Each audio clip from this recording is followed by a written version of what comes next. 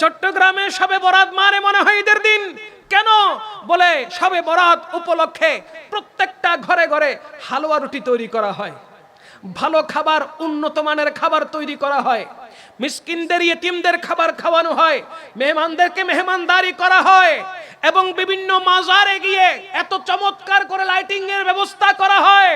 প্রত্যেকটি চট্টগ্রামের মাজারে মাজারে গলিতে গলিতে যখন সুন্নি মুসলমানরা হাঁটা চলা আরম্ভ করে তখন তারা দেখতে পায় মনে হয় এটা রাত নয়, এমন ভাবে চতুর্দিকে লাইটের ব্যবস্থা করা হয়েছে আশিকে রাসূলুল্লাহ রাতকে লাইট দিয়ে দিনে পরিণত করে দেয়। কথা বলেন ঠিক কিনা?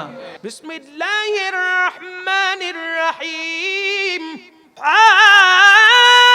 আমিন ওয়াল কিতাবিল মুবিন ইন্না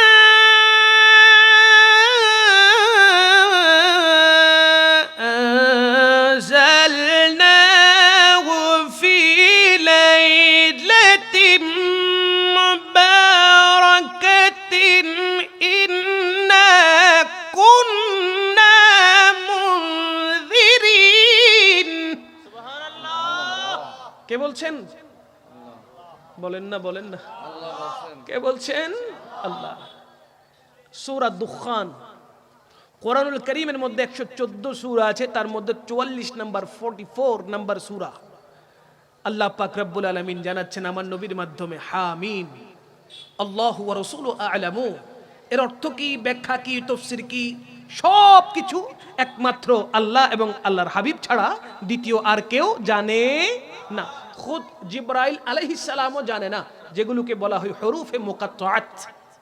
এগুলোর অর্থ শুধু আল্লাহ জানবে, আল্লাহর হাবিব জানবে। আল্লাহ পাক রব্বুল আলামিন কোরআনুল কারীমের মধ্যে ইরশাদ মুবারাকা করছেন, ওয়াল কিতাবিল মুবিন। আল্লাহ সুবহানাহু ওয়া তাআলা সুস্পষ্ট কিতাবের শপথ করে উম্মতে মুহাম্মাদীকে জানাচ্ছেন। হায় হায় হায়, কত চমৎকার করে আল্লাহ পাক রব্বুল ইজ্জত পদস্খলিত হচ্ছে। আর বুদ্ধিমানরা, চালাক ব্যক্তিরা আমার নবীর মুহাব্বতের কারণে কোরআন বুঝার পর সেই কোরআনের নির্যাস গ্রহণ করে জান্নাতের পথ সচক্ষে দেখে নিচ্ছে। কথা বলেন ঠিক কিনা? আল্লাহুম্মা সাল্লি মুহাব্বতে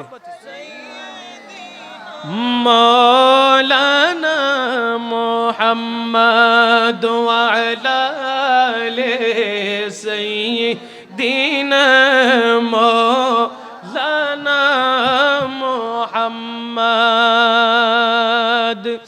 ইচ্ছা করলে জানের নবী থাকতে পারতেন আরশে, উম্মতেরি মায়ায় পড়ে শুয়ে আছেন মদিনায়। আল্লাহুম্মা কিতাবের শপথ আমার আল্লাহ করছেন।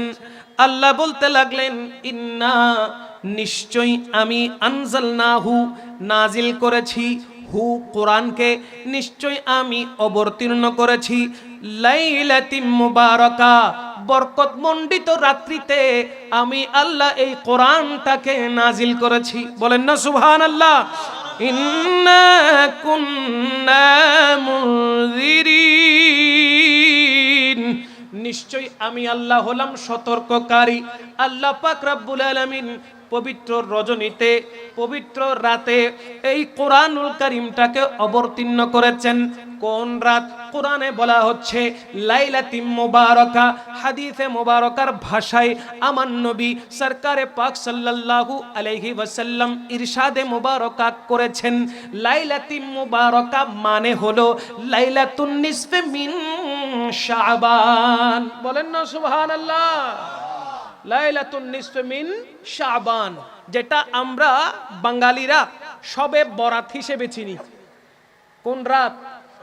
শবে বরাতের রাত হিসেবে চিনি, ভাগ্য রজনীর রাত হিসেবে চিনি। আমাদেরকে অনেকেই প্রশ্ন করতে পারে, হুজুর শবে বরাত তো কোরআনে নাই, হাদিসে নাই, শবে বরাত আমরা পাইলাম কোত্থেকে? আপনারা বলবেন কোরআনে তো নামাজ রোজা নাই, কোরআনে নামাজ রোজা নাই। বিশ্বাস হয় নাকি পেঁচ লাগছে? পেঁচ লাগছে? কোরআনের নামাজ শব্দটা নাই, কোরআনের রোজা শব্দটা নাই। কারণ কি? এগুলো তো ফার্সি। শবে বরাত এটাও ফার্সি, তো এটার আরবিতে কোরআনের ভাষায় এসেছে লাইলাতুল মুবারাকা, আর হাদিসে পাকের ভাষায় এসেছে লাইলাতুন নিসফি মিন শাবান। সেটাকে বাংলাদেশে নয়, অন্যান্য কান্ট্রিতেও শবে বরাত নামে চিনে, যেটাকে বাংলায় ট্রান্সলেট করলে হয় ভাগ্য রজনীর রাত। বলেন না সুবহানাল্লাহ। কিসের রাত? ভাগ্য রজনীর রাত। তো কোরআনে নামাজের পরিবর্তে যেভাবে সালাত আছে, রোজার পরিবর্তে যেভাবে সওম আছে, ঠিক সেইভাবে শবে বরাতের পরিবর্তে কোরআনে আছে লাইলাতুল মুবারাকা, হাদিসে আছে লাইলাতুন নিসফি মিন শাবান। বলেন না সুবহানাল্লাহ। কদু যেই কথা, লাউ একই কথা, চেয়ার যেই কথা, কেদেরা একই কথা। ইংরেজিতে চেয়ার বলা হয়, বাংলাতে কেদারা বলা হয়।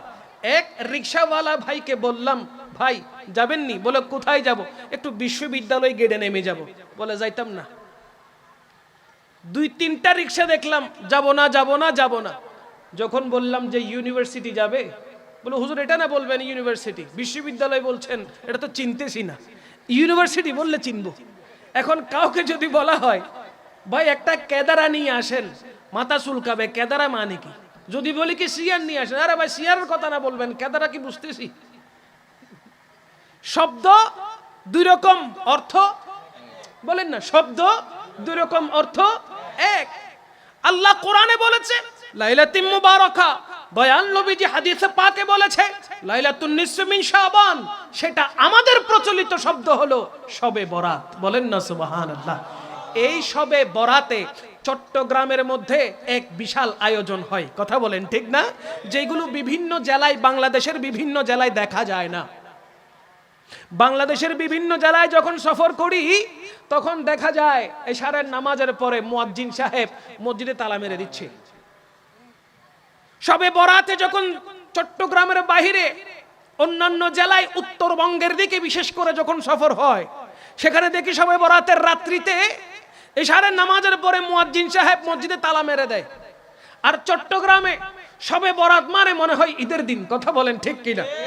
চট্টগ্রামে শবে বরাত মানে মনে হয় ঈদের দিন। কেন? বলে শবে বরাত উপলক্ষে প্রত্যেকটা ঘরে ঘরে হালুয়া রুটি তৈরি করা হয়, ভালো খাবার, উন্নত মানের খাবার তৈরি করা হয়, মিসকিনদের ইয়েতিমদের খাবার খাওয়ানো হয়, মেহমানদেরকে মেহমানদারি করা হয়, এবং বিভিন্ন মাজারে গিয়ে এত চমৎকার করে লাইটিং এর ব্যবস্থা করা হয়। প্রত্যেকটি চট্টগ্রামের মাজারে মাজারে, গলিতে গলিতে যখন সুন্নি মুসলমানরা হাঁটা চলা আরম্ভ করে, তখন তারা দেখতে পায় মনে হয় এটা রাত নয়, রাত নয়। এমন ভাবে চতুর্দিকে লাইটের ব্যবস্থা করা হয়েছে, আশিকে রাসূলুল্লাহ রাতকে লাইট দিয়ে দিনে পরিণত করে দেয়। কথা বলেন ঠিক কিনা? চতুর্দিকে মানুষ আর মানুষ, রাত দিনে পরিণত হয়ে গেছে। এটা কোন রাত? কেন দিনে পরিণত হলো? মানুষ দিনের বেলায় কাজ করে, চাকরি থাকলে চাকরি করে, ব্যবসা থাকলে ব্যবসা বাণিজ্য করে, এক একজন এক এক মানুষ নিজের কর্ম করার জন্য এদিক সেদিক ঘোরাফেরা করে। কিন্তু রাতের বেলায় শবে বরাতের রাত্রে চট্টগ্রামের মানুষেরা একটাই টার্গেট রাখে, একটাই উদ্দেশ্য রাখে যে যাব তো যাব, না কোনো কর্মস্থলে যাব, যাব তো যাব, না কোনো ব্যবসা বাণিজ্যে যাব, না কোনো মিল ফ্যাক্টরিতে যাব, একটা জায়গায় যাব, আল্লাহর মকবুল ওলিরা যেখানে শুয়ে আছেন সেইখানে গিয়ে গিয়ে জিয়ারত করে বরকত হাসিল করব। সারা রাত ভর মসজিদে থেকে নফল ইবাদত করার মাধ্যমে, তাহাজ্জুদ পড়ার মাধ্যমে, সালাতুত তাসবিহ নামাজ পড়ার মাধ্যমে আল্লাহর পক্ষ থেকে রহমত নেব। সারা রাত ধরে সুন্নি মুসলমানরা ইবাদতে লেগে থাকে এবং পরের দিন ফজরের নামাজ পড়ে রোজার নিয়ত করে সারা দিন রোজা রাখে। কথা বলেন ঠিক কি না? এটা কি ইবাদত নয়?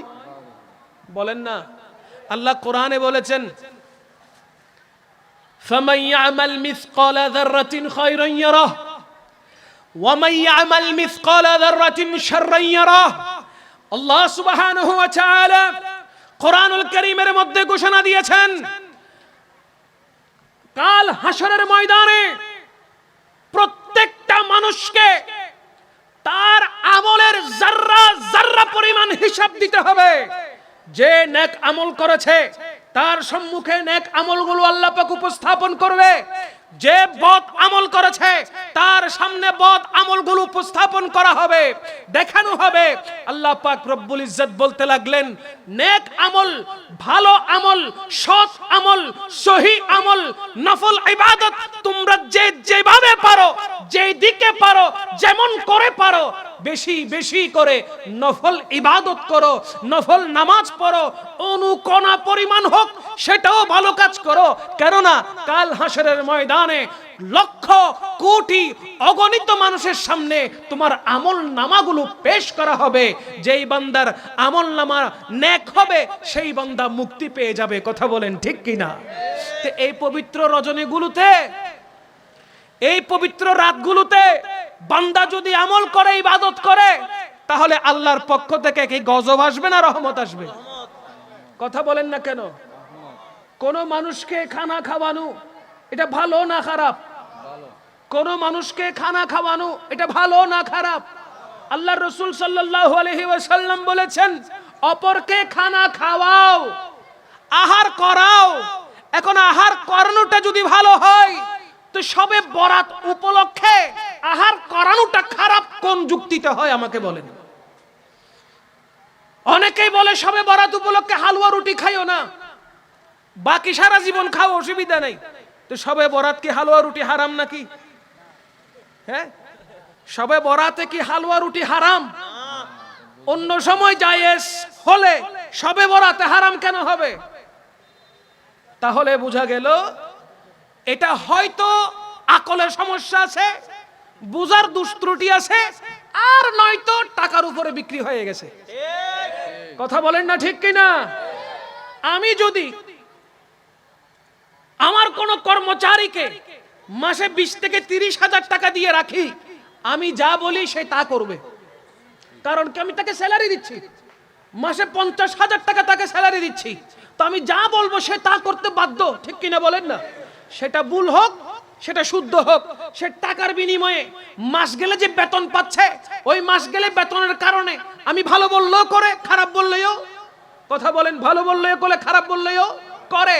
এখন যারা বলে লাইলাতুল বরাত বলতে কিছু নাই, যারা বলে লাইলাতুল মেরাজ বলতে কোনো কিছু নাই, যারা বলে ঈদে মিলাদুন নবী পালন করা বেদাত, যারা বলে মিলাদ কিয়াম করা বেদাত, এই সমস্ত কথা যারা বলে তারা বেতনভুক্ত।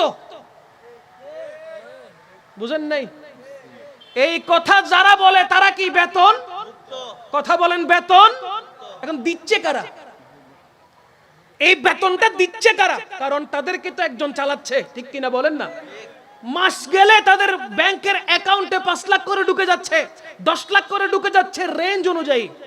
এখন ইহুদিরা টাকা দিচ্ছে, নাসারা টাকা দিচ্ছে, কাফের টাকা দিচ্ছে, মুশরিক টাকা দিচ্ছে। কারণ কি? বলে মুসলমানদের অন্তর থেকে হুব্বে মুস্তাফা মিটিয়ে দাও, মুসলমানদের অন্তর থেকে নবীজির ভালোবাসা মিটিয়ে দাও, নবীজি যা নেক আমল করতে বলেছেন ওইগুলো মিটিয়ে দাও, মুসলমান এমনিতে ধ্বংস হয়ে যাবে। এই জন্য নামদারি কিছু মুসলমানকে টাকা দিয়ে ভাড়া করা হয়েছে, যাদের কাজ হলো সরল মনা মুমিন মুসলমানদের অন্তরে বসে ঈমানকে গোড়া থেকে কেটে দেওয়া।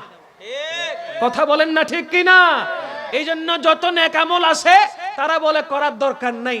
যখন আমরা সবে বরাত পালন করি, মানুষকে খানা খাওয়াই মিলাদুন নবী উপলক্ষে, যখন আমরা জশ্নে জুলুস পালন করি, মানুষকে যখন শরবত খাওয়াই, বিরিয়ানি খাওয়াই, মিষ্টান্ন করাই, তখন তাদের চুলকানি শুরু হয়ে যায়। তারা বলে এগুলো দরকার নাই, এগুলো জায়েজ নাই। কারণ কি? মিলাদুন নবীর ভিতরে নবীর মুহাব্বত আছে, ঈদে মিলাদুন নবীর মাহফিলে নবীর মুহাব্বত আছে, মিলাদ কিয়ামের ভিতরে নবীর মুহাব্বত আছে, নবীজির দরুদ শরীফের ভিতরে নবীর মুহাব্বত আছে, লাইলাতুল বারাতের ভিতরে নবীর মুহাব্বত আছে, লাইলাতুল মেরাজের ভিতরে নবীর মুহাব্বত আছে, সমস্ত কিছুতে মুহাব্বত আছে বিদায় তারা সেখানে বেদাতের খুশবু পায়। কথা বলেন ঠিক কি না? এটার কারণ হলো একটাই, তাদেরকে টাকা দেওয়া হচ্ছে, ডলার দেওয়া হচ্ছে, রিয়াল দেওয়া হচ্ছে, যার কারণে তারা টাকার বিনিময়ে, রিয়ালের বিনিময়ে, ডলারের বিনিময়ে, ক্ষমতার বিনিময়ে আমার নবীজির মূল উসুল থেকে, সাহাবায়ে কেরামের পদাঙ্ক থেকে তারা নিজেকে বহু বছর আগে সরিয়ে নিয়েছে। তাদের আকাবিররাও ওই পথে হেঁটেছে, তারাও হাঁটছে, কিয়ামত পর্যন্ত হাঁটতে থাকবে। তাই আলা হযরত আজিমুল বরকত পরওয়ানায়ে শাম'এ রিসালাত শাহ আহমদ রাজা খান ফাজিলে বেরলভী আলাইহির রহমা স্পষ্ট করে জানিয়ে দিয়েছেন, আহলে সুন্নাত কাহে বেড়া পার আসহাবে হুজুর নজম হ্যায় और ना है इतरत रसूलुल्लाह की नजम है और ना है इतरत रसूलुल्लाह की सलातुनिया। দল হবে মোট 73, সেখান থেকে 72 দল যাবে জাহান্নামে, এক দল যাবে জান্নাতে। ওই দলের নাম হলো আহলে সুন্নাত ওয়াল জামাত। ওই দলের নাম সুন্নি দল, ওই দলের নাম হক দল, ওই দলের নাম আহলে সুন্নাত ওয়াল জামাত, যেটা জান্নাতে যাবে। কথা বলেন না ঠিক কিনা? বর্তমানে এমন এমন কিছু কিছু দল আছে যারাও আহলে সুন্নাত ওয়াল জামাত দাবি করা শুরু করে দিয়েছে। বাবার এটা তো আজকের না, আহলে সুন্নাত ওয়াল জামাত এই দলটা আমার নবীর কাছ থেকে শুরু হয়েছে। সুতরাং নবীজির পক্ষ থেকে এই দল শুরু হয়েছে, সাহাবায়ে কেরাম আমল করেছেন, তাবেঈন আমল করেছেন, তবে তাবেঈন আমল করেছেন, আইম্মায়ে মুজতাহিদিন আমল করেছেন, হুজুর গৌস পাক আমল করেছেন, খাজায়ে গরিব নওয়াজ আমল করেছেন, দাতা গঞ্জে বখশ লাহুরি আমল করেছেন, হযরতে নিজামউদ্দিন মাহবুবে ইলাহি আমল করেছেন, হযরতে গৌসুল আজম মজবন্ডারি আমল করেছেন, হযরতে আমিরুজ জামান আমল করেছেন, হযরতে গাজীউদ্দিন মিল্লাত শেরে বাংলা আমল করেছেন, হযরতে শাহেনশাহ শ্রীকোট আমল করেছেন, হুজুর কিবলা তৈয়ব শাহ রাহমাতুল্লাহি আলাইহি আমল করেছেন। এটার উপরে ভিত্তি করে জামিয়া আহমদিয়া সুন্নিয়া আলিয়াকে ভিত্তি স্থাপন করে দিয়েছেন। যদি তোমরা নিজেদেরকে আহলে সুন্নাত ওয়াল জামাত দাবি করতে চাও তাহলে গৌস পাককে মানতে হবে, গরিব নওয়াজকে মানতে হবে, শাহিনশাহ শ্রীকোটকে মানতে হবে, আল্লাহর মকবুল ওলিদেরকে মানতে হবে। তোমরা তো সেগুলো মানো না, অথচ তারাই আহলে সুন্নাত ওয়াল জামাত করা আমাদেরকে শিখিয়েছেন। কথা বলেন ঠিক কি না? তোমরা বলো কি মাজার গুড়াই দাও, ভাঙ্গি দাও, তো ওনারা তো ছিলেন আল্লাহর মকবুল, ওনারাই তো সুন্নি, ওনারা তো আহলে সুন্নাত ওয়াল জামাত ছিলেন, ওনারা তো আমাদেরকে শিখিয়েছেন কিভাবে নবীকে মুহাব্বত করতে হয়। কথা বলেন না ঠিক কি না? এজন্য আলা হযরত বলেছেন একমাত্র দল যেই দলটা জান্নাতে প্রবেশ করবে সেই দলের নাম হলো আহলে সুন্নাত ওয়াল জামাত। আমরাই যাব জান্নাতে, আমরা জান্নাত পার্টি। কথা বলেন ঠিক কিনা? সুতরাং আমাদের কাছে নবীর প্রেম লাগবে, আমাদের কাছে মিলাদুন নবী লাগবে, আমাদের কাছে মেয়ারাজ লাগবে, আমাদের কাছে শবে বরাত লাগবে, শবে কদর লাগবে, ঈদুল ফিতর লাগবে, ঈদুল আজহা লাগবে, সমস্ত ইবাদত আমাদের লাগবে। কারণ কি? আল্লাহ হাশরের ময়দানে ইবাদতগুলোকে প্রত্যেকের সামনে দেখাবে। সেজন্য আমাদের বেশি বেশি ইবাদত করতে হবে, বেশি বেশি নেক আমল করতে হবে। কেননা আমাদেরকে নিয়ে কাল হাশরের ময়দানে আমার নবী অহংকার করবে। জুড়ে বলেন সুবহানাল্লাহ। নবীর প্রেম থাকলে সে কোনোদিন নামাজ কাজা করতে পারে না। নবীজির মহব্বত থাকলে সে 5 ওয়াক্ত নামাজ আদায় করে, রমাদানুল মুবারকের রোজার পাশাপাশি বিভিন্ন নফল রোজা সে পালন করে। কথা বলেন না ঠিক কিনা? নবীর মহব্বত থাকলে সে কখনো জুয়া খেলতে পারে না, সে কখনো মদ পান করতে পারে না, সে কখনো সুদ নিতে পারে না, সে কখনো জেনা করতে পারে না, সে কখনো মাতা পিতার অবাধ্য হতে পারে না। যার অন্তরে নবীর মহব্বত আছে সে সব সময় যে কাজ করলে নবী খুশি হয় সেই কাজ করার জন্য নিজেকে সচেষ্ট রাখে। কথা বলেন ঠিক কিনা? সুতরাং আমরা নবী পাগল। আমরা বলেন আমরা আমরা আমরা নবীজি যা বলেন আমরা তা করি। আমরা নবী পাক সাল্লাল্লাহু আলাইহি ওয়াসাল্লামকে মাটি বলতে পারি? আমরা নবী পাকের নূর জেনেছি, নূর বলবো, তোর যা ইচ্ছা তা কর, কোনো আপত্তি নেই। কথা বলেন ঠিক কিনা? আমরা বলে এসেছি নূর, মানব নূর। কবরে যখন চলে যাব তখনও নবীজিকে নূর মানতে মানতে কবরে ঢুকবো। কথা বলেন ঠিক কিনা? মুহূর্তের জন্যও না ডলার দিয়ে কিনতে পারবি, না মৃত্যুর ভয় দেখিয়ে আমাদেরকে ভয় লাগাইতে পারবি। কারণ সুন্নি মুসলমানেরা নবীর প্রেমে কুরবান হওয়া শিখেছে। কথা বলেন না? সুন্নি মুসলমানেরা নবীজির প্রেমে, নবীজির নূরানি কদমে কুরবান হওয়া শিখেছে। ডলারে বিক্রি হওয়া শিখে নাই, রিয়ালে বিক্রি হওয়া শিখে নাই। প্রয়োজনে সব বিসর্জন দেয়, তারপরও নবীকে ছাড়তে পারে। এটা হলো সাহাবায়ে কেরামের আমল, যেটা সুন্নিরা পালন করে। ঠিক কিনা? আদম আলাইহিস সালাম লাইলাতুল মেরাজ পেয়েছে, বরাত পেয়েছে, কদর পেয়েছে।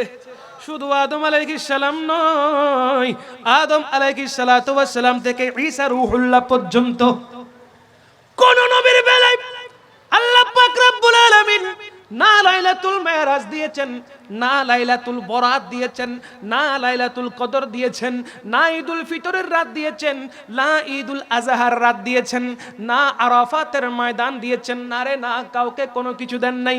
শুধু আমার নবীকে আল্লাহ পাক রব্বুল আলামিন এমন এমন মুবারক মহিমান্বিত রাতগুলো দিয়েছেন। আমার নবীর উম্মতগুলো যত বড় পাপী হোক না কেন, যত বড় গুনাহগার বান্দা হোক না কেন, আমার নবীর সাদকায়, আমার নবীর ওসিলায় যদি আমার নবীর উম্মত লাইলাতুল বরাতের রাত্রিতে নামাজ আদায় করে, অনলি কয় রাকাত? জোরে বলেন না।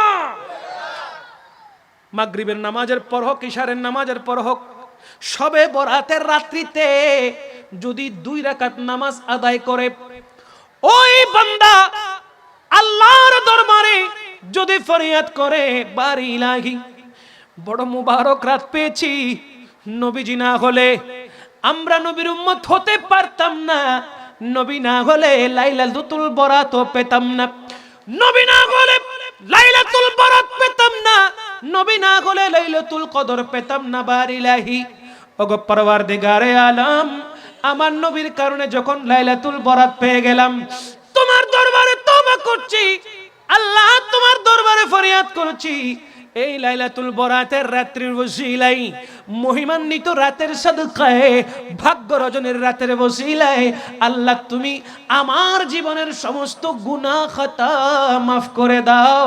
আমার আল্লাহ ওয়াদাবদ্ধ হয়েছেন, ও বান্দা লাইলাতুল বরাতের রাত্রিতে যদি গুনাহ মাফ চাও, আমি আল্লাহ তোমার গুনাহ মাফ করে দেব। সুবর্ণ সুযোগ লাইলাতুল বরাতে বান্দার গুনাহ মাফ হওয়ার। কথা বলেন ঠিক কিনা? সুবর্ণ সুযোগ আল্লাহর দরবার থেকে শবে বরাতের রাত্রিতে ফরিয়াদ করার মাধ্যমে, আল্লাহ আমার রিজিক দরকার, আপনি আমাকে রিজিক দান করেন। আল্লাহ আমার ধন দৌলত দরকার, আপনি আমাকে ধন দৌলত দান করেন। আল্লাহ আমি সম্পদশালী হতে চাই, আপনি আমাকে ধন দৌলত দিয়ে, সম্পদ দিয়ে ভরপুর করেন। আল্লাহ আমি শারীরিক সুস্থতা পেতে চাই, সুস্থ শরীর নিয়ে বাঁচতে চাই, আল্লাহ আপনি আমাকে সম্পূর্ণ সুস্থ রাখেন। আল্লাহর দরবারে ফরিয়াদ করলে ওই বান্দার দোয়া মোনাজাত আল্লাহ কবুল করেন। চিৎকার দিয়ে বলেন না সুবহানাল্লাহ। তবে হ্যাঁ, এক রকম ব্যক্তির দোয়া আল্লাহ কবুল করবে না। কাদের দোয়া? যেই সমস্ত মানুষ সুদ গ্রহণ করে, যেই সমস্ত মানুষ ঘুষ নেয়, যেই সমস্ত মানুষ জুয়া খেলে, যেই সমস্ত মানুষ ব্যভিচারে লিপ্ত হয়, যেই সমস্ত মানুষ পরের ধনকে হরণ করে, যেই সমস্ত মানুষ মাতা পিতার অবাধ্য চলে, তাদের উপরে আল্লাহ পাক রব্বুল আলামিন দয়া করবেন না। তাদের জন্য তাদের তওবাকে আল্লাহ কবুল করবেন না। যদি তারা এই সমস্ত কাজের মধ্যে নিয়োজিত থাকে, মুবতালা থাকে, তাদের দোয়া আল্লাহর দরবারে কবুল হবে না। হ্যাঁ হ্যাঁ, কবুল হবে কখন? কখন? যখন সে খালেস নিয়তে তওবা করবে, আল্লাহ আমি আর শরাব পান করব না, আল্লাহ আমি আর খারাপ পথে থাকবো না, মাতা পিতার অবাধ্য হয়ে চলবো না, জিনা ব্যভিচার করব না, হারাম গ্রহণ গ্রহণ করব না, সুদ ঘুষ নিব না। যদি আপনি তওবা করেন এবং তওবা করার পর আল্লাহর দরবারে ফরিয়াদ করেন, আল্লাহ পাক রব্বুল আলামিন মুহূর্তের মধ্যেই আপনার সমস্ত গুনাহকে মাফ করে দেবে। বলেন না সুবহানাল্লাহ। ওই রাত ইবাদতের রাত না ঘুমানোর রাত? বলেন না, ওই রাত ইবাদতের রাত না ঘুমানোর রাত? ইবাদত। এই জন্য আমরা সারা রাত ইবাদত করব, ইবাদত বন্দেগীর মাধ্যমে সারা রাত অতিবাহিত করব। আল্লাহর মকবুল ওলিদের মাজারে পাক জিয়ারত করতে যাব। আপন মা বাবা দাদা দাদি নানা নানি পাড়া প্রতিবেশী যারা ইন্তেকাল করেছেন, সন্তান সন্ততি শ্বশুর শাশুড়ি যারা ইন্তেকাল করেছেন, আমরা তাদের কবরে গিয়ে জিয়ারত করব। পারবো কি পারবো না? এবং আমরা হালুয়া রুটির ব্যবস্থা করব, ভালো ভালো খাবারের ব্যবস্থা করব। কারণ কি, সেহরি করার মাধ্যমে পরের দিন আমরা রোজা পালন করব। বলেন ইনশাআল্লাহ। সম্মানিত হাজরিন, আল্লাহ পাক রব্বুল আলামিনের দয়ার কোনো শেষ নাই, আল্লাহ পাক রব্বুল আলামিনের রহমতের কোনো শেষ নাই। এমন এই রাত আমাদের জন্য আল্লাহ পাক উপহার দিয়েছেন। একদিন হযরতে ঈসা ইবনে মারইয়াম আলাইহিস সালাম, হযরতে ঈসা রুহুল্লাহর কথা বলছি, একদিন তিনি পাহাড়ের চূড়ায় হাঁটছিলেন। হাঁটতে হাঁটতে একটি বড় সাদা পাথরের সাথে ওনার সাক্ষাৎ হলো। সাদা পাথর দেখার পর ওনার অন্তর বিচলিত হয়ে গেল। এত চমৎকার পাথর, যে পাথর থেকে আলো নির্গত হচ্ছে, এমন সুন্দর পাথর যে পাথর থেকে কিরণ ছড়াচ্ছে। আল্লাহ পাক রব্বুল আলামিনের দরবার থেকে আওয়াজ আসলো, হে ঈসা ইবনে মারইয়াম, শুনো, তুমি এই পাথর দেখে কি আশ্চর্য হচ্ছ, অবাক হচ্ছ? ওগো বাড়ি ইলাহি, এত চমৎকার পাথর, এত সুন্দর পাথর আমি তো আগে কখনো দেখি নাই। আমার আল্লাহ বলতে লাগলেন, এর ভিতরে কি আছে সেটা দেখলে তুমি তো আরো আশ্চর্য হয়ে যাবে। বলেন না সুবহানাল্লাহ। হযরত ঈসা রূহুল্লাহ আল্লাহ পাক রব্বুল আলামিনের দরবারে যখন এই পাথরের ভিতরে কি আছে দেখতে চাইলেন, আল্লাহ পাক রব্বুল আলামিন ওই পাথরের ভিতরটাকে উন্মুক্ত হওয়ার জন্য আল্লাহ পাক আদেশ করলেন। সাথে সাথে পাথর দুই ভাগ হয়ে গেল। দেখা গেল ওই সাদা পাথরের ভিতরে একজন বুজুর্গ লোক বসে বসে আল্লাহর জিকির করছে। ওই মানুষের সামনে একটি আঙ্গুর গাছ রয়েছে। সেই মানুষটি সবুজ কালারের একটি লাঠি হাতে নিয়ে আল্লাহ পাক রব্বুল আলামিনের জিকিরে মশগুল আছে। কোথায়? সাদা পাথরের ভিতরে। এবার হযরতে ঈসা রূহুল্লাহ জিজ্ঞেস করছেন, হে আল্লাহর বান্দা, বুজুর্গ মানুষ, আপনি এখানে কত বছর ধরে আছেন? তিনি বলতে লাগলেন, আমি এই পাথরের ভিতরে 400 বছর ধরে আছি। কয়শো বছর? পাথরের ভিতরে কয়শো বছর?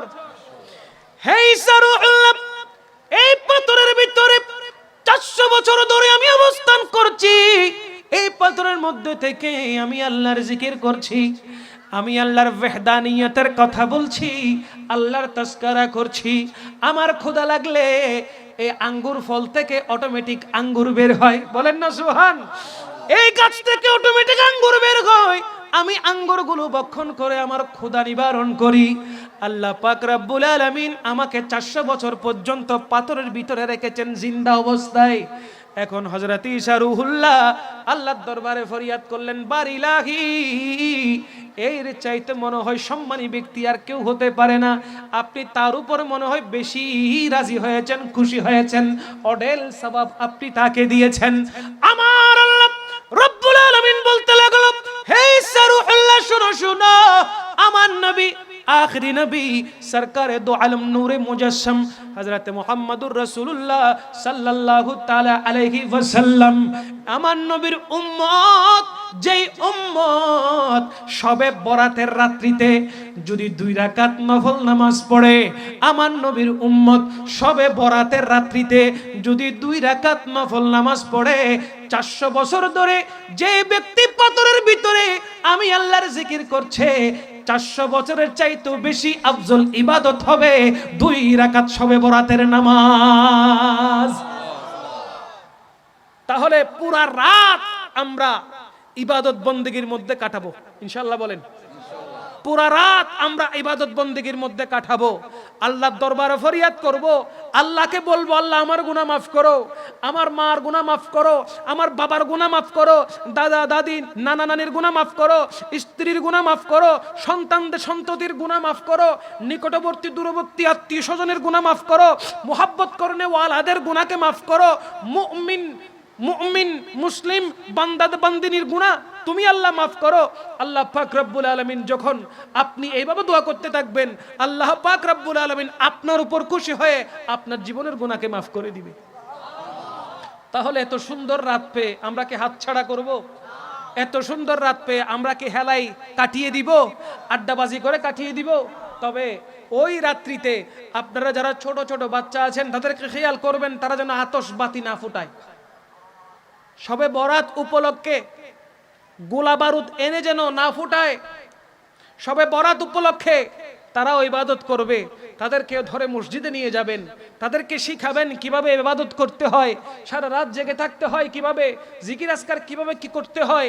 যদি তারা লম্বা কোনো আয়াত পড়তে না পারে, যেটা সে পড়তে পারে, মনে হয় সূরা ইখলাস পড়তে পারে, ধরেন এই সূরা ইখলাস পড়তে বলবেন, সারাক্ষণ সেই সূরা ইখলাস পড়তে থাকবে। ওই সূরা ইখলাসের সওয়াব তার আমলনামায় আল্লাহ পাক ট্রান্সফার করবেন। এবং যেই সমস্ত মাতা পিতা তাকে উদ্বুদ্ধ করেছে, বড় ভাই তাকে উদ্বুদ্ধ করেছে, আল্লাহ পাক তাদের আমলনামায়ও সেম সওয়াব দান করবেন। বলেন না সুবহানাল্লাহ। আগামী কাল লাইলাতুল বরাতের রাত, লাইলাতুল বরাত। এই রাত্রিতে 2 রাকাত নফল নামাজ আদায় করার পরে আল্লাহ পাক রব্বুল আলামিনের দরবারে ফরিয়াদ করার জন্য বসবেন। 313 বার আল্লাহুম্মা গফিরলি ওয়ালি ওয়ালিদাইয়া ওয়ালিল মুমিনিনা ওয়াল মুমিনাত ওয়াল মুসলিমিনা ওয়াল মুসলিমাত, ধৈর্য ধারণ করে বসে 313 বার কন্টিনিউ এই ইবাদত করার চেষ্টা করবেন, এই জিকির করার চেষ্টা করবেন। 313 বার এই জিকির শেষ করার পরে আপনি আল্লাহর দরবারে ফরিয়াদ করবেন। আল্লাহ পাক রব্বুল আলামিন এই জিকিরের বদলায় আপনার জীবনের সমস্ত সগীরা কবিরা গুনাহ আল্লাহ মাফ করে দেবে। জুড়ে বলবেন না সুবহানাল্লাহ। আইয়ামে বীজের রোজা আছে না নাই? প্রতি চাঁদের 13, 14, 15 তিনটা রোজা, 13, 14, 15 এটাগুলোকে বলা হয় আইয়ামে বীজের রোজা। রাখার চেষ্টা করবেন। অনেক ফজিলত রয়েছে, অনেক ফজিলত। যে ব্যক্তি 3টা জিনিস বৃদ্ধি করতে চায়, 1 আধ্যাত্মিক শক্তি, 2 সম্পদশালী, 3 রিজিক বৃদ্ধি, যে ব্যক্তি করতে চায় এই আইয়ামে বীজের রোজাগুলো রাখার পর 13 তারিখ রোজা রাখলেন, 14 তারিখ রোজা রাখলেন, 15 তারিখ রোজা রাখলেন। রোজা রাখার পরে আপনি রাত্রে যদি সম্ভব হয় খোলা আকাশের নিচে খালি টুপি, মানে মাথা খালি থাকবে, টুপি থাকবে না মাথায়। নরনারী, নারীরা ওড়না দিতে পারবে কিন্তু পুরুষরা ওড়না বা টুপি দিবে না, কোনো চাদর মাথায় দিবে না, খালি রাখবে। রাখার পর আল্লাহ পাক রব্বুল আলামিনের রহমত নেয়ার জন্য সূরা ফাতিহা তিলাওয়াত করবে। আগে দুরূদ শরীফ পড়বে, সূরা ফাতিহা পড়বে, আবার দুরূদ শরীফ পড়বে। এভাবে কিছুক্ষণ পড়তে থাকবে, এভাবে কিছুক্ষণ আমল করতে থাকবে খোলা আকাশের নিচে কিছুক্ষণ বসে। আল্লাহ পাক রব্বুল আলামিন এই 3টি জিনিস তাকে দান করবেন। জুড়ে বলেন না সুবহানাল্লাহ। আল্লাহ আমাদেরকে বেশি বেশি নেক আমলের মাধ্যমে নিজের জীবনটাকে পরিচালিত করার তৌফিক দান করুন। ঈমান মজবুত আছে, আকীদা মজবুত আছে, এখন শুধু আমল বাড়ানোর পালা। আমাদের ঈমানও মজবুত, আমাদের আকীদাও মজবুত। এখন আমাদের করতে হবে কি? বেশি বেশি নেক আমল করতে হবে, নামাজ আদায় করতে হবে, নফল নামাজ পড়তে হবে, রোজা রাখতে হবে, জিকির আজকার করতে হবে, সৎ পথে চলতে হবে। আল্লাহ পাক রব্বুল আলামিন আমার নবীর শাফাত আপনার জন্য বরাদ্দ রাখবেন। বলি ইনশাআল্লাহ। আমি ধন্য গো রাসূল তোমা, বলেন না, আমি ধন্য গো রাসূল তোমাকে পেয়ে, আমি ধন্য গো রাসূল তোমাকে আমি আরো বেশি ধন্য তোমার উম্মত হয়ে, আমি আরো বেশি ধন্য তোমার উম্মত হয়ে, আমি ধন্য গো রাসূল তোমাকে পেয়ে। পড়েন ইয়া রাসূলুল্লাহ, আর একটু জোরে, ইয়া রাসূলুল্লাহ হাবিবাল্লাহ, আমি ধন্য গো রাসূল তোমাকে পেয়ে, আমি ধন্য গো রাসূল। আমি সব নিয়ামত পেয়েছি তোমার সদকা,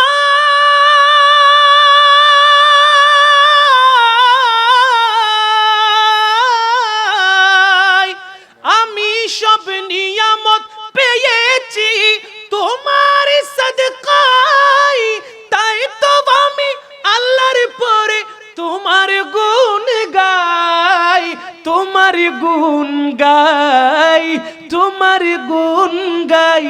আমি মরতে চাই তোমার প্রেমিক হয়ে, আমি মরতে চাই তোমার প্রেমিক হয়ে, আমি বাঁচতে চাই তোমার গোলাম হয়ে, আমি বাঁচতে চাই তোমার গোলাম হয়ে, আমি ধন্য গো রাসূল। আর জোরে, আমি ধন্য গো রাসূল তোমাকে পেয়ে, আমি আরো বেশি ধন্য তোমার উম্মত হয়ে, আমি আরো বেশি ধন্য তোমার উম্মত হয়ে, আমি ধন্য গো রাসূল তোমাকে পেয়ে, আমি ধন্য গো রাসূল তোমাকে পেয়ে। পড়েন ইয়া রাসূলুল্লাহ,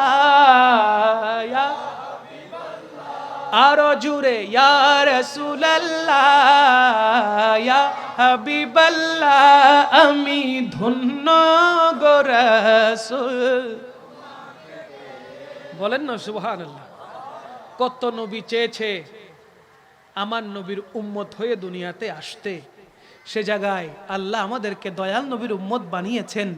এর চাইতে একজন আল্লাহর বান্দার খুশি সংবাদ আর কি হইতে পারে বলেন? হতে পারে?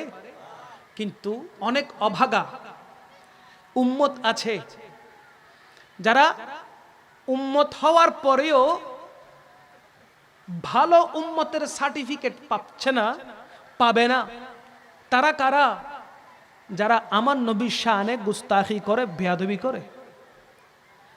আজাজিল হওয়ার পরেও, আজাজিল ফেরেশতা হওয়ার পরেও আল্লাহ যখন বলেছেন উসজুদু লি আদামা ফাসাজাদু ইল্লা ইবলিসা, আজাজিল ফেরেশতা হওয়ার পরেও শুধু এক লফজ বেয়াদবি করার কারণে মুআল্লিমুল মালাইকা থেকে শয়তান বানিয়ে দিয়েছে কে?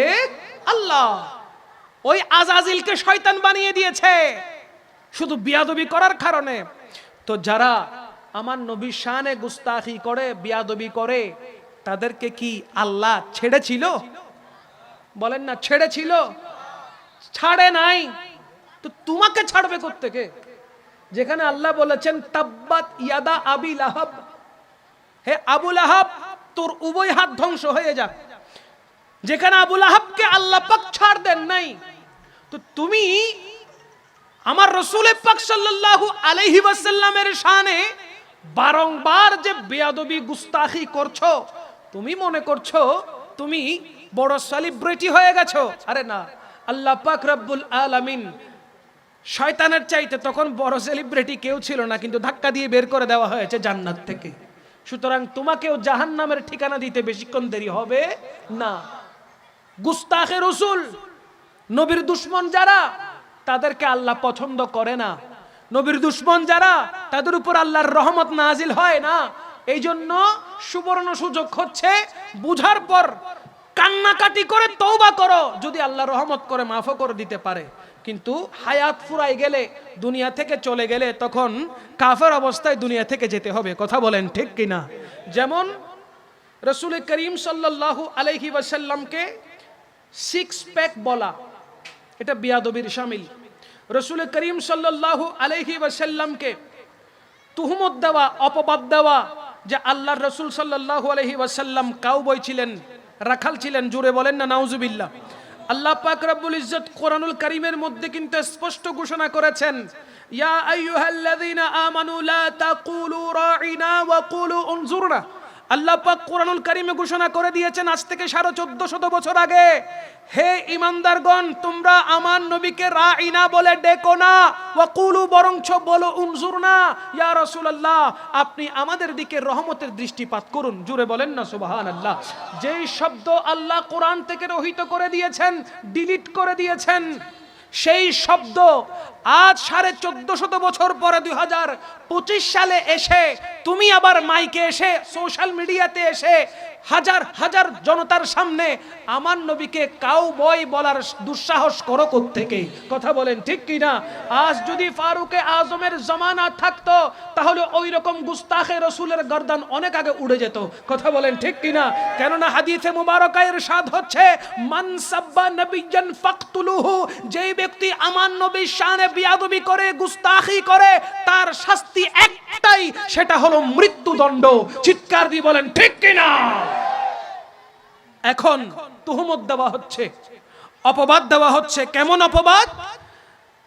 রাসূল করিম সাল্লাল্লাহু আলাইহি ওয়াসাল্লামের সহধর্মিনীগণ আমার নবীকে নাকি বিরক্ত করতেন মার্কেটে যাবে বলে বলে।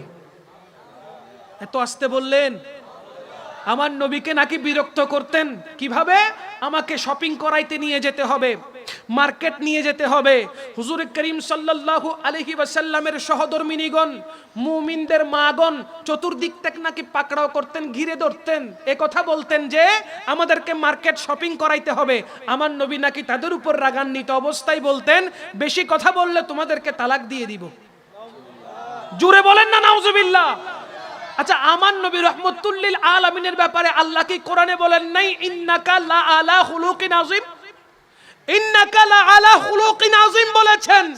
আমার নবীর চরিত্র এমন হতে পারে না, উত্তম চরিত্রের অধিকারী রহমতুল লিল আলামিন, সেই নবীর ব্যাপারে তুমি যে মিথ্যা আরোপ করছো, সেই নবীর ব্যাপারে যে তুমি যে তুহমত দিচ্ছ, সেই নবীর ব্যাপারে যে তুমি যে আজে বাজে শব্দ উচ্চারণ করছো, তোমার উপর আল্লাহর গজব আসতে বেশিক্ষণ লাগবে না। কথা বলেন ঠিক কিনা?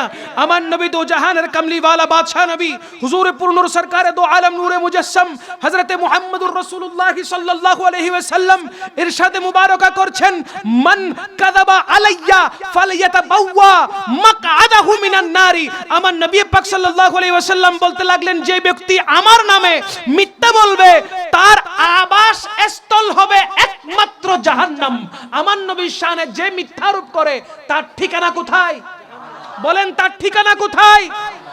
তাহলে যে আমার নবীর শানে মিথ্যা বলছে, উম্মাহাতুল মুমিনিনগণ বিভিন্ন প্রকারের বিরক্তিমূলক শব্দ আমার নবীকে যে বলতেন, আমার নবী তাদের উপরে যে বিরক্ত হতেন, এটা কি আমার নবীর উপর মিথ্যা আরোপ নয়? এটা আমার নবীর উপর অপবাদ নয়? কথা বলেন না অপবাদ নয়? সুতরাং যারা আমার নবীর শানে মিথ্যা অপবাদ দেয় তাদের ঠিকানা একটাই, সেটা কোথায়? আওয়াজ লাগবে, সেটা কোথায়? সেটা কোথায়? রাসূল করিম সাল্লাল্লাহু আলাইহি ওয়াসাল্লাম আরো ইরশাদে মুবারাকা করছেন, মান ইয়াকুল আলাইয়া মা লাম আকুল ফালইয়াতাবাওয়া মাকআদাহু মিনান নারি। আমার নবী পাক সাল্লাল্লাহু আলাইহি ওয়াসাল্লাম বলতে লাগলেন, আমি যা বলিনি তা যে আমার নামে বলবে তার ঠিকানা, তার আবাস স্থল হবে একমাত্র জাহান্নাম। চিৎকার দিয়ে বলেন না ঠিক কিনা? আরো জোরে বলেন না। নবীজি শানে বিয়াদবি করলে, নবীজি যা বলেন নাই তা বললে, রাসূল করিম সাল্লাল্লাহু আলাইহি ওয়াসাল্লামকে অপবাদ দিলে তার ঠিকানা কোথায়? তার ঠিকানা কোথায়? শুধু তাই নয়, রাসূল করিম সাল্লাল্লাহু আলাইহি ওয়াসাল্লামের ব্যাপারে তো কটূক্তিমূলক কথা বলেছে, সাহাবায়ে কেরামদেরকেও বাদ দেয় নাই, মা ফাতেমাতুজ জোহরা রাদিয়াল্লাহু তাআলা আনহাকে বাদ দেয় নাই, মৌলা আলী মুশকিল কুশা হাজত রওয়া কররামাল্লাহু ওয়াজহাহুল কারীম কেও বাদ দেন নাই, হযরত উমর ইবনুল খাত্তাব রাদিয়াল্লাহু তাআলা আনহু কেও বাদ দেন নাই। এমন এমন খারাপ ভাষায় কটূক্তি করেছেন মৌলা আলী, এমন ভাবে বলেছেন যে তিনি ফাতেমার জামাই, তিনি ফাতেমার জামাই রাসূল করিম সাল্লাল্লাহু আলাইহি ওয়াসাল্লামের মেয়ে জামাই, জুড়ে বলেন না নাউজুবিল্লাহ। সাহাবায়ে কেরামদেরকে সম্মান সূচক শব্দ ব্যবহার করতে হবে, আদব দিয়ে কথা বলতে হবে, মোহাব্বত রেখে কথা বলতে হবে, এমন ভাবে কথা বলতে হবে যাতে সাহাবায়ে কেরামের নামের উপরেও কোনো ধরনের আঁচ না আসে। কথা বলেন ঠিক কিনা? তুমি কেমন মুসলমান? আরে কোথায় সাহাবায়ে কেরাম আর তুমি কোথায়? কোথায় আল্লাহর রাসূল সাল্লাল্লাহু আলাইহি ওয়াসাল্লামকে সাহাবায়ে কেরাম চর্মচোখে দেখে ঈমান এনেছেন, নবীজির মুহাব্বতকে কলবে রেখেছেন, নবীজির জন্য নিজের জানকে কুরবান করতে দ্বিধাবোধ করেন নাই। কোথায় সাহাবায়ে কেরামের মর্তবা? আরে সাহাবায়ে কেরাম যে ঘোড়ার উপর আরোহণ করে, ওই ঘোড়ার খুরের নিচে যে বালি থাকে, ওই বালির সমপরিমাণও আমরা হব না। কথা বলেন ঠিক কিনা? সেই জায়গায় তুমি কথা বলার সময় সাহাবায়ে কেরামদেরকে অকথ্য ভাষায় কথা বলছো, এগুলো তোমার বড় ভাইয়ের মতো কথা বলছো। নাউজুবিল্লাহি মিন যালিক। আমরা কখন মানুষ হব? আমরা তাদের বক্তব্যগুলো শুনি, লক্ষ মানুষের সমাগম হয়, সে কথাগুলো বলে, কোনো একজন মুসলমান উঠে তার বিরোধিতা করে না। কথা বলেন ঠিক কিনা? কোনো একজন মুসলমান উঠে তার কথাকে ভেটু দেয় না, বলে না যে আপনি মুখে লাগাম দেন, এই শব্দগুলো উচ্চারণ করবেন না যেগুলো নবীর শানে যায় না, এই শব্দগুলো উচ্চারণ করবেন না যেগুলো উম্মাহাতুল মুমিনিনদের শানে যায় না। আপনি বলতে লাগলেন আম্মা জান খাদিজাতুল কুবরা রাদিয়াল্লাহু তাআলা আনহুকে আপনি বলতে লাগলেন তালাক খাইছে। জোরে পড়েন না নাউজুবিল্লাহ। আপনি বলতে লাগলেন ইনটেক নয়। আপনার মার ব্যাপারে আপনি ওই কথা বলতে কখনো পারবেন? তো যেখানে আপনার মার ব্যাপারে আপনি কথা বলতে সতর্কতা অবলম্বন করেন, সেই জায়গায় উনি তো মুমিনদের মা, উম্মাহাতুল মুমিনিন আম্মা জান খাদিজাতুল কুবরা রাদিয়াল্লাহু তাআলা আনহা। যে খাদিজাতুল কুবরা রাদিয়াল্লাহু তাআলা আনহার যখন দুনিয়া থেকে পর্দা মুবারক করেছেন, আমার নবী হযরতে আম্মা জান খাদিজাতুল কুবরা রাদিয়াল্লাহু তাআলা আনহার কবরের মধ্যে আম্মা জানকে দেওয়ার আগে আমার নবী নিজে শুয়ে গেছেন। জুড়ে বলেন না সুবহানাল্লাহ। এবং আফসোস করে বলতে লাগলেন, হাই, এই কবরের মধ্যে আমার সহধর্মিনী আমার খাদিজা থাকবে। আহা, কেমন মোহাব্বত, কেমন ভালোবাসা যে খাদিজাতুল কুবরার জন্য দয়াল নবী চোখের পানি ছেড়েছেন। আজ আপনি সেই খাদিজাতুল কুবরা রাদিয়াল্লাহু তাআলা আনহার শানের উপরে বেয়াদবিমূলক কথা বলছেন, তো আপনি কোন ধরনের মুসলমান? কথা বলেন ঠিক কিনা? আপনি কোন ধরনের মুসলমান? আপনি যদি সঠিক মুমিন হতেন, আপনি যদি আপনার অন্তরের ভিতরে নবীর প্রেম, নবীর ভালোবাসা, মুহাব্বত যদি আপনার থেকে থাকতো, তাহলে কোনোদিন আপনি রিয়ালের উপরে বিক্রি হতেন না, ডলারের উপরে বিক্রি হতেন না। কোন মুসলমান ডলার দিয়ে কোন মুসলমানকে কিনতে পারে না, কোন মুমিনকে রিয়াল দিয়ে কিনতে পারে না, কোন ইহুদি কোন নাসারা মুসলমানকে টাকার লোভ দেখিয়ে, সম্পদের লোভ দেখিয়ে তাদের সাইডের করতে পারে না। একমাত্র মুনাফিক মুসলমান টাকা এবং ধন সম্পদে বিক্রি হয়ে যায়। একমাত্র মুনাফিক মুসলমান ক্ষমতার লোভে দয়াল নবীর শানে গুস্তাখি করে, শুধুমাত্র দুনিয়া পাওয়ার লোভে। মনে রাখবেন, এই দুনিয়াটা ক্ষণস্থায়ী, এই দুনিয়া চিরস্থায়ী নয়। ওয়ালাল আখিরাতু খায়রুল লাকা মিনাল উলা। মনে রাখবেন, দুনিয়া থেকে আখিরাত অনেক অনেক অনেক উত্তম। আপনি সেই জায়গায়, যে জায়গায় হাসরের ময়দানে রহমতুল লিল আলামিন থাকবেন, শাফাতের কান্ডারি সেই নবীজির সামনে আপনি চেহারা কিভাবে দেখাবেন? কথা বলেন ঠিক কিনা? দুনিয়ার মধ্যে থাকা অবস্থায় যেই নবীর শানে আপনি গুস্তাখি করেছেন, বিয়াদবি করেছেন, কাল হাসরের ময়দানে সেই শাফাতের কান্ডারির কাছ থেকে আপনি শাফাত নেবেন কিভাবে? সেই শাফাতের কান্ডারির মাধ্যমে যে হাউজে কাউসারের পানি পান করানো হবে, আপনি ওই হাউজে কাউসারের পানি পান করবেন কিভাবে যদি আমার নবীকে দুনিয়ায় থাকা অবস্থায় না চিনেন? আমার নবীর শানে এখানে বিয়াদবি করলে, দয়াল নবীর শানে দুনিয়াতে বিয়াদবি করলে, দয়াল নবীর আজমত নিয়ে যদি আপনি সন্দেহ পোষণ করেন, তাহলে কবরেও আপনার শান্তি হবে না, হাসরের ময়দানেও আপনার শান্তি হবে না। কথা বলেন ঠিক কিনা? কারণ কবরে না আপনার মা যাবে, না আপনার বাবা যাবে, না আপনি দুনিয়াতে যে ধন দৌলতগুলো অর্জন করেছেন সেইগুলো যাবে, না আপনার স্ত্রী যাবে, না আপনার সন্তানরা যাবে, কেউ যাবে না। কোনো বন্ধু বান্ধব, ভালোবাসার মানুষ থাকবে না। সেই কবরের মধ্যে থাকবে রাহমাতুল লিল আলামিন। প্রশ্ন করা হবে, মা কুনতা তাকুলু ফি হক্কি হাযার রাজুল, দুনিয়ায় থাকা অবস্থায় তুমি এই পুরুষ সম্পর্কে কি বলতে, কি ধারণা রাখতে? আপনি তখন বলিয়েন, মুনকির নকির যখন প্রশ্ন করবে তখন বলিয়েন, আমি উনাকে দুনিয়ায় থাকা অবস্থায় মাটির মানুষ হিসেবে জানতাম।